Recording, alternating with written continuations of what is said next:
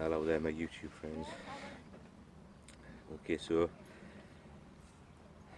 it's been a little bit since I've updated you on much to do with the nasopharyngeal cancer. And that's really because I've had nothing to be able to tell you. I've been waiting for the results from the scan that I had done recently.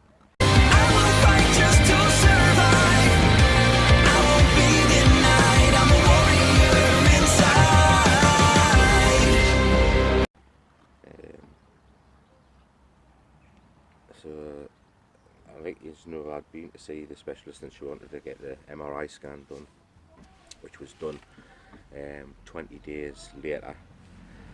And I've basically been waiting since then. I think what they did last time I saw the specialist, I remember telling you that they wanted us in for hearing aids to be fitted. Well, I went down for that. I think it was Wednesday. I went for that done, and when I was there, she basically sort of telling us what she was going to have to do in order to take the imprint to be able to get these hearing aids done. And she had a look at me ears, and basically there was like a bit of a build-up of wax in there, so she said she can't do it, because the stuff that she'd have to put in my ears would end up pushing the wax further in, which is no good. They can't do that, it would have an effect on it. So she basically said, look, I'm going to have to email your consultant, which is Miss Uzier, and have her arrange for you to come in to have the wax removed, and then we'll arrange straight away for you to come back again for the hearing aids fitting. So I thought, alright, no problem. I was expecting that would probably take about a week or so. I got a phone call the next morning. Mr. Simons, we've got a thing, can you come in on Friday morning about 11:15? I said, oh, no problem. And he said, great, that's champion, that's quite fast going. Obviously they must want these hearing aids in as soon as possible. So it was basically, I can't even see me watch the 29th, it was Friday the 29th of June, because it's now Saturday the 30th. It was the 29th of June, and I went down there, took my daughter down with us because we wanted to go straight to the gym after that. So took my daughter down with us, and we're sitting waiting. And the boards were coming up with how many minutes late people were running behind, and I'm thinking, well, I don't even know who the hell I'm seeing, because this appointment was made at short notice. I've got any idea who I'm even seeing. But I did see that Miss Uzier, my consultant, was in that day. I thought, well, maybe I'm seeing her, maybe they're going to have to see her. But I thought, really, for me just having to have backs removed, surely any nurse could do that, And I thought, well, but Miss Uzier was running between 70 and 80 minutes late. I was like, bloody hell, man, I hope I'm not seeing her, because that's going to eat into my time, And of course, that's who I was seeing. I thought, great, champion. As soon as I walked into that consultant room, when they called my name and the nurse took us down, I saw Miss Uzier there, and I saw Rachel sitting down. And I thought, oh, I wonder what Rachel's doing, Of course, Miss Uzier goes, oh, is your wife not with you today? I went, well, no, as far as I'm aware, I'm coming in just to have some wax removed from my ears so that I can have my hearing aids fitted, because they couldn't fit them. Okay. Alright, well, we'll take you through to the treatment room, and I'll remove the wax from your ears before we're thingy. Hey, champion, no problem. So she took us through, and she removed the wax by putting this thing in my ear, and it was like a suction thing. I mean, I always thought they just used like a syringe and syringed it out, but no, they had this suction thing, and it was like they do with your teeth and whatever, when the thing in your teeth, it was something similar to that, just sucking it away, Very, very weird experience, really weird experience. But that was done. She's right, that's all clear. She's, when do you come back in for them to be fitted? I goes, well, I've got the appointment for Monday. the one is in at 8:45 on Monday to do the fitting for them. She goes, all right, that's champion, no problem. She goes, so you weren't really expecting to see me again? No, I wasn't expecting to see you. I was just expecting to see any nurse just to have this thing done. I says, I really wasn't expecting to see you today. She says, oh, she says, well, you know, obviously, you know, you've had your scan done. She says, obviously, I suppose it would have been better for you if your wife had been here to think, but I have the results of your scan. I've already told you before, guys, you know, I did tell you a while back that there was always that possibility that I would be left with some form of cancer still there. You know, that was one of the things that I was told early on, that there's always that possibility, you know, that they're hoping it would work, and they're hoping it's like hell that it would kill it completely. But probably, as you can tell by some of the ways I'm speaking, that hasn't been the case. I've been left with some cancer there.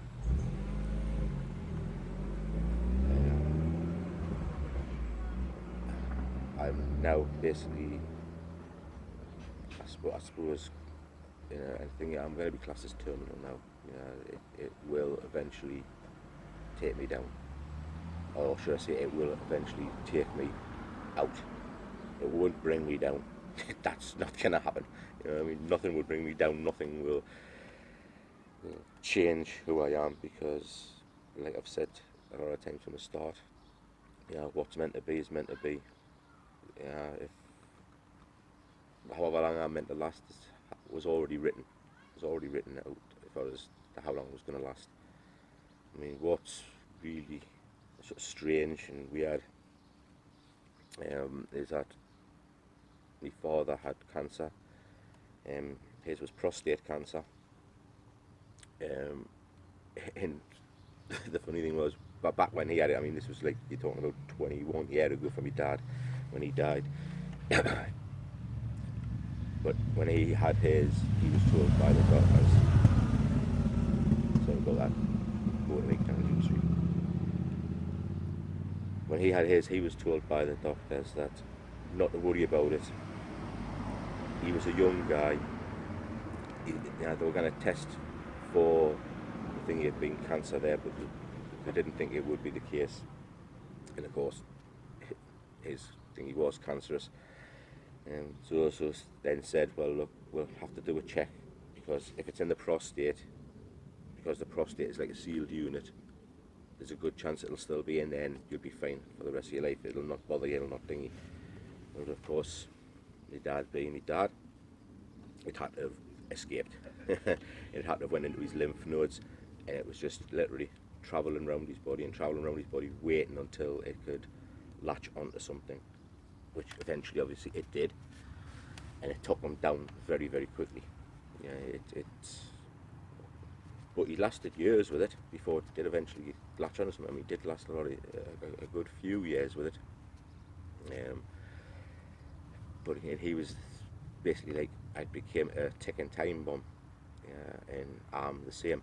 I'm a ticking time bomb. And here's the real kicker of it all, the real thing that really mashes your mind big style, is my dad only lasted till he was 48 years old. Yeah, he only lasted till he was 48. I'm 47.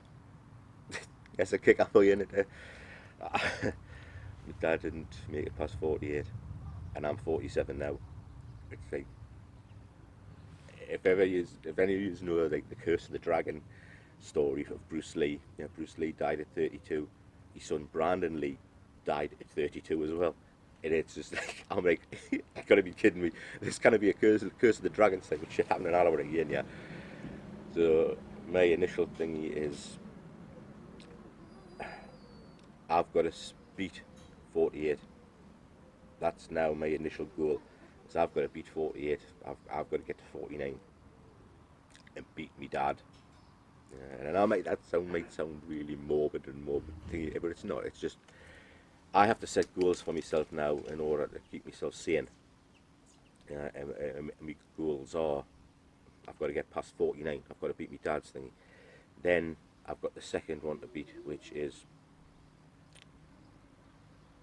anybody that has looked up nasopharyngeal cancer in the advanced form that I had will know that anyone that's been left with it afterwards, they generally don't get past 5 years.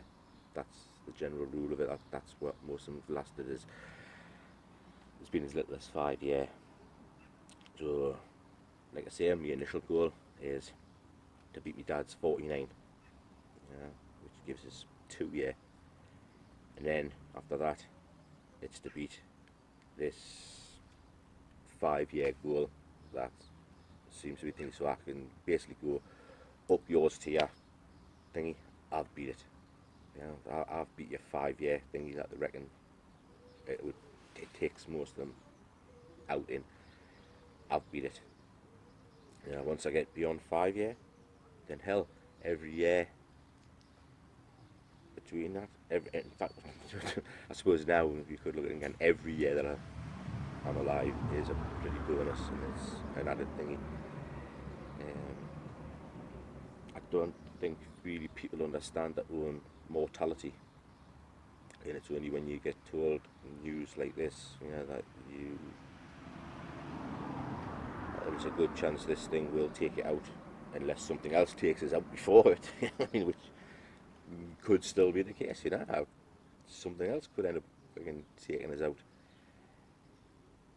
But to actually understand your own mortality, and that you may not, because we never do. We don't know. I may live to a ripe old age, and this thing may never attack back again. Maybe my own unconscious mind, which I have the biggest belief in the world, may keep this at bay. May keep it under stringent things. Maybe my lifestyle might help. It may also hinder. There is no hard and fast rules to any of this. The only hard, fast rule I've got is that I've got it. It's still here. It ain't gonna go away unless there's some form of massive miracle happens, which I don't believe in God, so God's not gonna help us with this thing. The universal law, okay, I guess could. My own unconscious mind maybe could kill it off and have some sort of form of miracle. I don't hold out much hope of that. I am a realist, as well as being somebody that believes in the power of the unconscious mind and believing in the power of the universal law. I am still a realist. I've got this thing, and at some point it may come back. The attack is hard. I have been told that I've now have to keep a close eye on myself. Any symptoms of anything, I've got to get in touch with the hospital immediately. They are going to be seen as them. It's not like a case of that. Well, they're kind of, you've got it. You think it until you have symptoms, fucking you're gone. It isn't that case. It is a case of I'll be in there on a regular basis having checkups. But they said between me checkups, because I think my checkups are going to be every sort of 6 weeks, I think.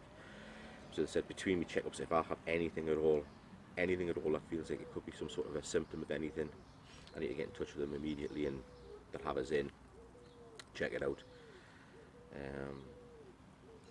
I'm guessing that there's a chance that I may be going for MRI scans on a more regular basis, just so they can keep an eye on the size of it, because I don't know the size of it. I really, when I got the information, I was just like, fair enough, okay. And this might seem like I'm being blasé. It's not. This is just me. This is the way I've reacted to it. It is because I just went, okay. What's the next step? What's the next stage? And the next stage is literally just keeping an eye on things. They have said that the radical treatment that I had beforehand, I can't have again. It's just would be far too dangerous because of where my cancer is. It's also inoperable because of where it is. So I'm taking it, it's either very close to my brain or very close to my eyes, because she did say that it has rotted away quite a bit of part of my skull. Now, whether it's rotten the whole thing away, I don't know, because again, I didn't ask too many questions. I was just, I guess, probably in a state of not so much shock, because I did, you know, I'd been saying it a while, you know, that that's the case, and I had to prepare myself for that. But I still think I really, when you do this type of thing, you live in a world of so much hope. You hope to God that it's done. You hope to God you get the all clear and you're told it's gone. You know, it's gone. Yes, we'll have to keep an eye on it, but it's gone. You're free of it. And when you're told it's not, and you are sort of terminal in a way, I guess, and that there's no guarantee of how long you're going to last, you know, then I guess you are put in that little bit of a world of sort of like, shit, what do I do now? Which is where I am. I mean, sorry, this is kind of probably been a longer video than you're used to, but I guess it is a lot more to try and go into now, and I will be doing other videos as I sort of process a lot of the information. Like I say, I go back on Monday. My wife comes with us on Monday because my wife wasn't there on Friday because we weren't expecting this to happen. I wasn't expecting this to be what I was going in for. And even though Miss Uzier, because she's a miss, she's gone above the doctor round. Even though Miss Uzier has got a full schedule on Monday, she's actually going to squeeze us in so that she can talk to my wife and help my wife with, you know. Rachel was great with us again. She's sort of now going to organise a lot of the stuff so that there's a lot of people on hand that I need. I'm just getting out of thinking with the dietitians, and now I'm going to have to go back in with the dietitians again, because they're going to have to keep a close eye on sort of me food intakes and make sure that when I go back to the gym I don't burn off too much, because I am going to have to keep some form of body weight there in order to help, which is a bit of a nuisance because I was literally wanting to go back. I've already start me healthy eating back into place, because I wanted to start losing the body fat that I have gained and get me abs and everything back. I'll still be aiming for that. Don't worry about that. I'm still going to be aiming for that. I'm still going to be showing that process as I'm going through it. I'll be showing all the processes as I go through them. You know, I had to sort of, when my wife got home from work, before she came home, I had to meet up with her so that I could literally, so that I could tell her before I told the kids. Because obviously Amy had come with us, but she hadn't come into the room. She had just sat out in the waiting room. You know, she had sort of, I guess none one knew that was thinking, if you're getting any movement in the camera, by the way, it's because I have the damn thing situated on me outside rocking chair. So, and as I'm getting a bit of wind gun, it's moving the rocking chair a little bit. I'm trying to keep it as steady as possible, but you know, you'll have to excuse that, guys, if it is moving around a little bit now and again. There's again, as you can see, a beautiful, gorgeous day. We've had it all week, you know, and I hope it goes on for a bit longer, even though technically speaking I should be really covering my neck up. Which is what I do when I go out. I usually put like a lot of suntan cream on it, or I'll cover it with some form of necktie thing, just to keep it covered. And as you can see, I have me cap on back to front to protect the back of my neck. So like I say, I told my wife, and she sort of took it quite calmly at first. Then when I sort of sat down and started talking to the kids, that's sort of when she had a few tears. The kids had a few tears. They didn't ask too many questions, because really at the end of the day we don't know too much other than, yeah, it's still here. I don't know how big it is. I do know it has shrunk. It has been shrunk by the therapy I went through, the intense therapy I went through. That's one of the things I was explaining beforehand, was the thing is, isn't it? See how my brain just was in it again, totally off in a different direction, because I'm still trying to process all this information, guys, and I'm telling you the day after I found out, you know. At this point in time when I'm speaking to this camera, I haven't even told my mother, and my mother doesn't know. My mother's not going to find out till the Sunday. Now obviously you was only going to see this on the Saturday that do this. This will come out maybe a good few days down the line. But as of when I'm speaking to this camera, I haven't even told my mother yet, or my sister. None of my friends know. So I don't know before this comes out. My mother is going to find out tomorrow. I dare she'll get in touch with my sister and let my sister know.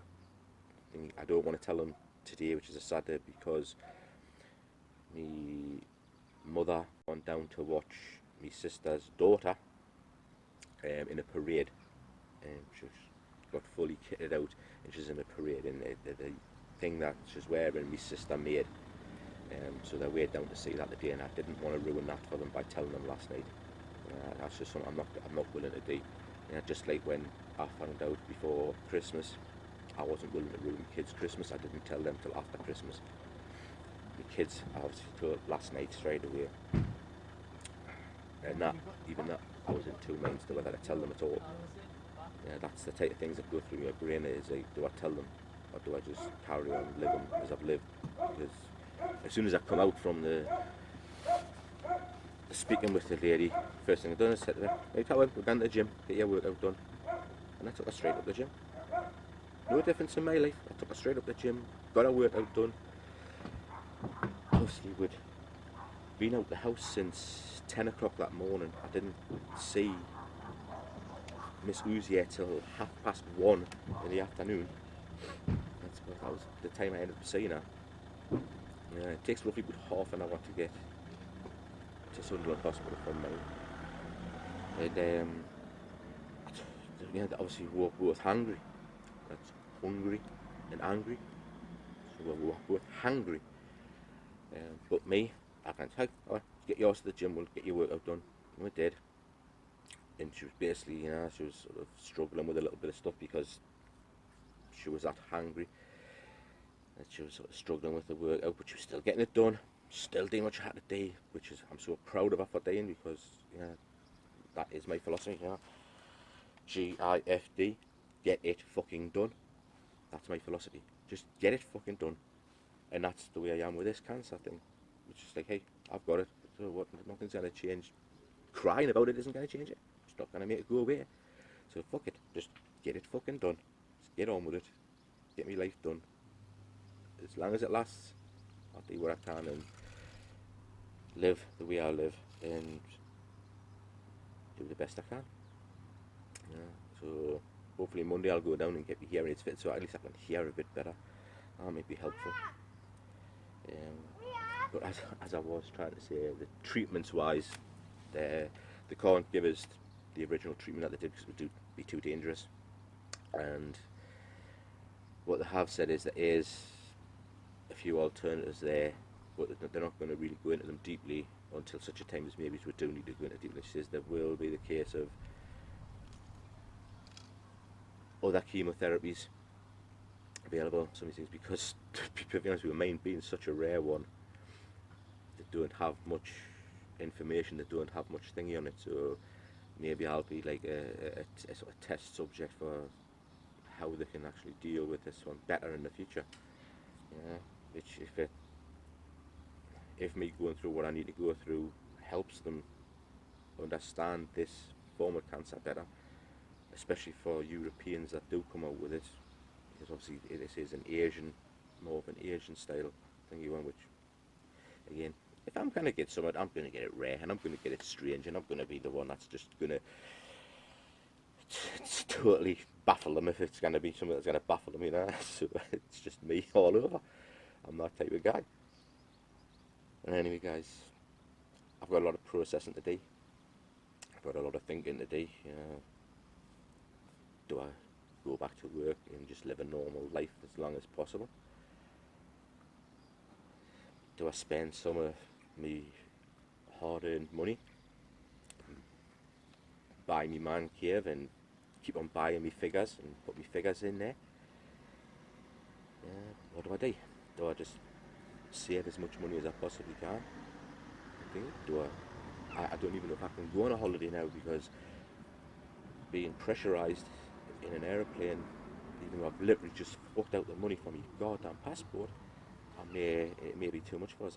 It's one of the things I'm probably going to have to ask on Monday, is do they know will travelling in a plane be safe enough for us?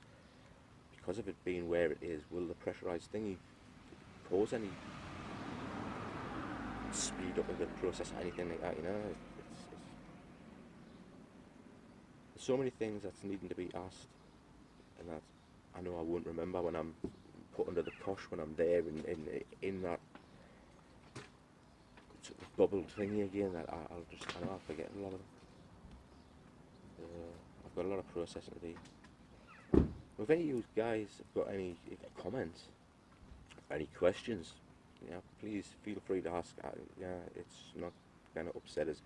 The only thing that would upset us is if anyone was a jerk and fucking tell us I should go away and die or some shit like that. That's just being a fucking arsehole, and you don't deserve to even be on any platform to talk to any human being at all, if that's the type of attitude you've got. But if any of you have got any questions, please feel free to comment down below. If I've got the answers for them, I'll give you them.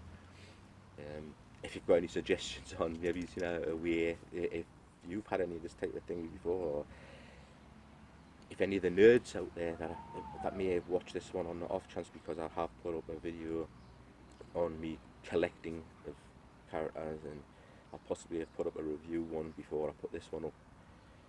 And then if any of you nerds out there think to yourself, we could go for it, keep on collecting, get your nerd thingy, hey, just keep on doing it, There might be an ulterior motive to that. You may have the ulterior motive of, at one point when he does grand, his stuff will be sold on, so we'll be able to get them cheap. If that's your attitude, if that's your thing, hey, that's fair enough, man, it's fair enough. I know that there's nothing better than finding a cheap deal on some of these figures, because they are so bloody expensive, and yes, the chances are, if my kids don't want those figures, if my wife doesn't want to keep those figures, then when I can, they'll be sold on. It's as simple as that, they'll be sold on. But they won't. She will go through the groups that I'm in on Facebook before anything else and see if any of them lot want them. And then after that, what she does with them is up to her. But like I say, guys, if anyone's got any queries, questions, anything they want to say, then please feel free. And I've got a bit of strong wind going on now, that's why you're probably getting a little bit more emotion on this thingy. Please feel free to comment.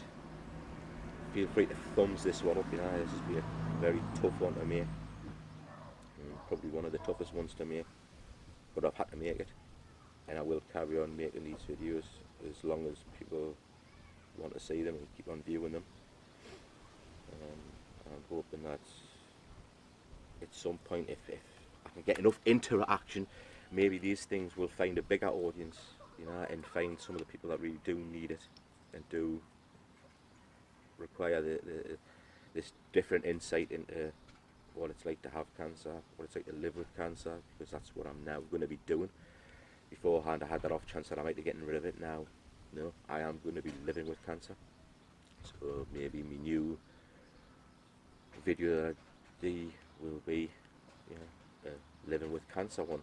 The new series will be, maybe it's called Living with Cancer, because that's what I'll be doing for as long as I possibly can. Anyway, guys, I know this has been a long one, probably been a little bit waffly and a little bit subdued. Well, what can you expect at the minute?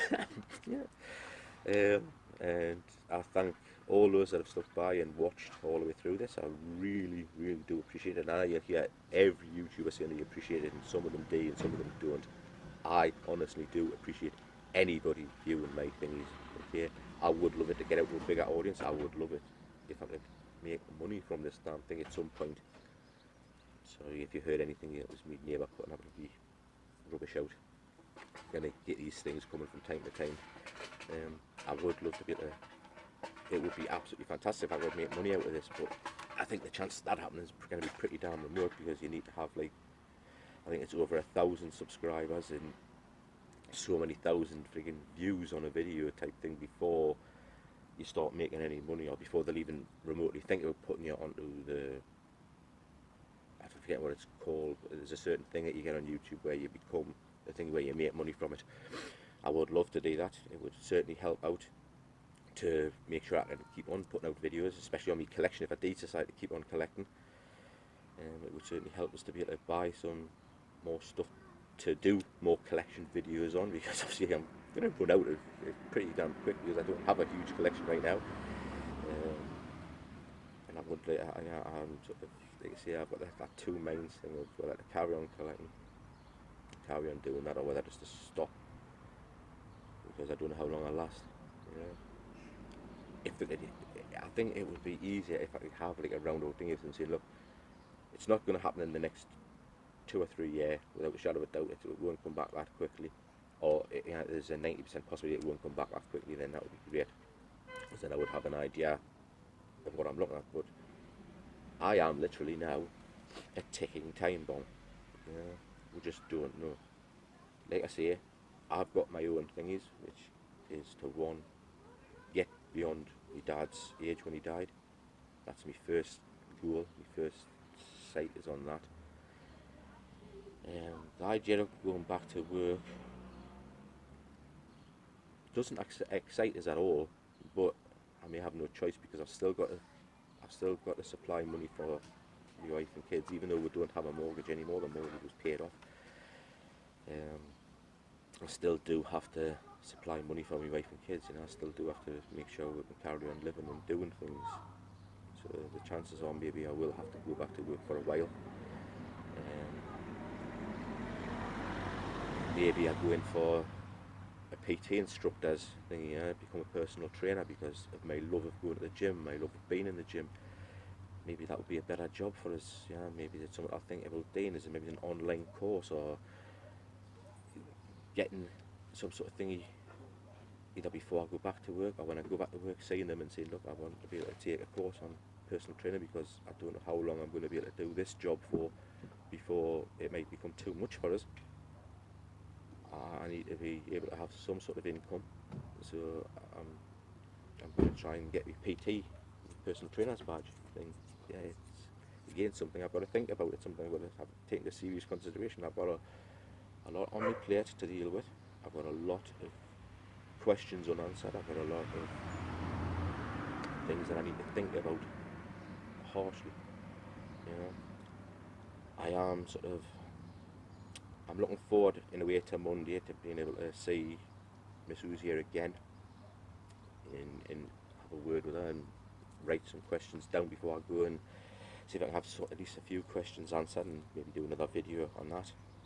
I'll also look forward to having the hearing aids fitted so that I can hear again properly, rather than being so muffled and unbelievably thingy that I have to have the TV up really loud, and then when my wife and I gets to bed, I've got to put a pair of headphones on in order to freaking hear anything. Yeah, and when a lot of times when the postman comes to deliver stuff, they're putting red cards through my letterbox because I can't hear the door then. I can't even hear my own door being knocked on, because the TV has to be that loud for us to hear it, which is ridiculous, you know. So it'll be nice to have them, and it'll also be great because my good bud Noonie, Mr. Noonie, I'm fucking, I know you're going to be here for us whenever I need you, so that's going to be a really good thing, because I probably will end up needing you quite a bit as the time goes on. He's coming out on Monday, and I'll be able to give him his little prezi, so that's going to be cool. It's going to be well cool. And now, I guess I'll sign off now, guys, and go and sort of start processing a little bit of information and seeing what's what, and then see if I come up with any questions that I need to ask on the Monday, and maybe I'll make another video, like I say, within a day or two of being there. But guys, thank you so much for watching. Those that have sat through this, God only knows how long this video is, because I don't know, it's probably end up being 20 minutes, half an hour, maybe it's even more, I don't know. Thanks for sitting through it, guys. I really do appreciate it, those that have taken the time out, and please, to help me out even more, put a like on it. You know, a thumbs up isn't going to kill you. Just put a fucking like on it. Make a comment down below so that I know that you've watched and that you've thingy, especially if you're getting to the end. You know, make a comment on it, even if it's just a hashtag I made it.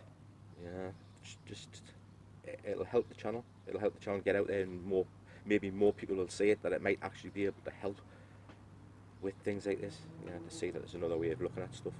So guys, thank you so much again. I know I'm waffling, but thanks. I'll catch us in the next one. This is the beard is coming back, nerdy off, and I'm out here, guys. Catch you later.